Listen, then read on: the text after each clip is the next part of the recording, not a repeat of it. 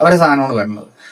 ഇതിൽ തന്നെ എടുത്ത് പറയേണ്ട വേറൊരു സംഭവം എന്താണെന്ന് വെച്ച് കഴിഞ്ഞാൽ, ഈ ഇതിന് ഭയങ്കര ഓവർപവേർഡ് ആയിട്ടുള്ള, അതായത് ഇവരെല്ലാരും, അതായത് ഈ തണ്ടർ ബോൾസ് എന്ന് പറഞ്ഞ ടീം തന്നെ പണ്ട് സൂപ്പർ ഹീറോസിന്റെ വില്ലനായിട്ട് വന്ന ക്യാരക്ടേഴ്സ് ആണ്. അവര് ഈ സൂപ്പർ ഹീറോസ് തന്നെ അവരെ ഫൈറ്റ് ചെയ്യാനായിട്ട് നല്ല സ്ട്രഗിൾ ചെയ്യുന്ന അത്രയും പവേർഡ് ആയിട്ടുള്ള ക്യാരക്ടേഴ്സ് ആണ്. എനിക്ക് ഇപ്പോഴും ഓർമ്മയുണ്ട്, മറ്റേ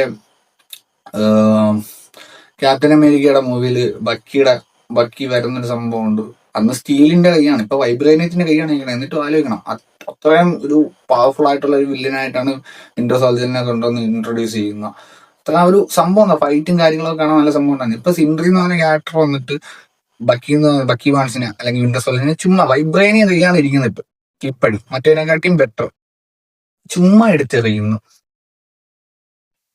ഭയങ്കര കുറെ ഗ്രൂപ്പ് ഓഫ് കിടിലൻ വില്ലന്മാരായിരുന്ന ആൾക്കാരെയൊക്കെ ചുമ്മാ എടുത്ത് കളയുകയാണ്. എന്ത് ഒരു ഇതും ഇല്ല, ഒരു ലോജിക്കും ഇല്ലാത്ത, അല്ലെങ്കിൽ നമ്മൾ കാണാൻ ഒരു താല്പര്യം തോന്നിക്കാത്ത രീതിയിലുള്ള ഒരു മാതിരി സ്റ്റോറിയിലെ ഇത് കഴിഞ്ഞിട്ട് ഇതിന്റെ ക്ലൈമാക്സ് കൊണ്ട് പിടിച്ചേക്കുന്നത് സെയിം പാറ്റേൺ ആണ്. എങ്ങനെയെന്ന് വെച്ച് കഴിഞ്ഞാൽ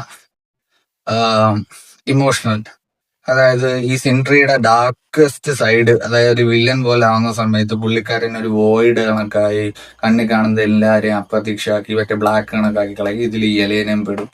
അപ്പം എല്ലാരും ബ്ലാക്ക് ആയി പോകും. ഇപ്പൊ ഈ ബ്ലാക്ക് ആയി പോകുന്ന ആൾക്കാരെ ഒരു പ്രത്യേകത സംഭവം എന്ന് വെച്ച് കഴിഞ്ഞാൽ, ഈ ബ്ലാക്ക് ആയി പോയി കഴിഞ്ഞാൽ ഇവന്റെ മൈൻഡിലോട്ടൊക്കെ കണക്ഷൻ വരുന്നു. എന്നിട്ട് ഇവനെ പറഞ്ഞ് നല്ലവനാക്കി അവന്റെ ഉള്ളിൽ നന്മയുണ്ടെന്ന് അവനെ തന്നെ ബോധിപ്പിച്ചിട്ട് തിരിച്ച് ഹീറോ ആക്കി കൊണ്ടുവരും.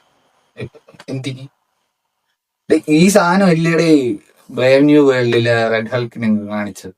ഇത് സെയിം സാധനം ഇല്ലേ? വേറെ എന്തെങ്കിലും വെറൈറ്റി ആയിട്ട് ഇതിനകത്ത് വന്ന അതിൽ ഈ സെയിം സാധനമാണല്ലോ.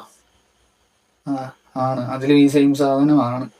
അപ്പോൾ തണ്ടർ ബോൾട്ട് അവിടെ കഴിഞ്ഞു. ഫണ്ടാസ്റ്റിക് ഫോർ വേറെ രീതിയിൽ പോകുന്ന സാധനമാണ്, ഡൂം സ്റ്റേയിലോട്ട് കൊണ്ടെത്തിക്കുന്ന സാധനമാണ് ഫണ്ടാസ്റ്റിക് ഫോർ.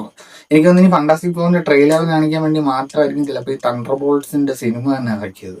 അതോ ഇനി സിൻഡ്രി എന്ന് പറഞ്ഞ ക്യാരക്ടറിനെ ഇൻട്രൊഡ്യൂസ് ചെയ്യാനാണോ എന്താണോ എനിക്ക് അറിയത്തില്ല. ഇനി ചിലപ്പം ഡോക്ടർ ഡൂം ഭയങ്കര പവേർഡ് ആയിട്ടുള്ള ഒരു വില്ലൻ ആയതുകൊണ്ട് ഇനി പവേർഡ് ആയിട്ടുള്ള പുതിയ കുറെ ആൾക്കാരെ കൊണ്ടുവരണമെന്ന് വിചാരിച്ചാണെന്തോ എനിക്കറിഞ്ഞൂടാ.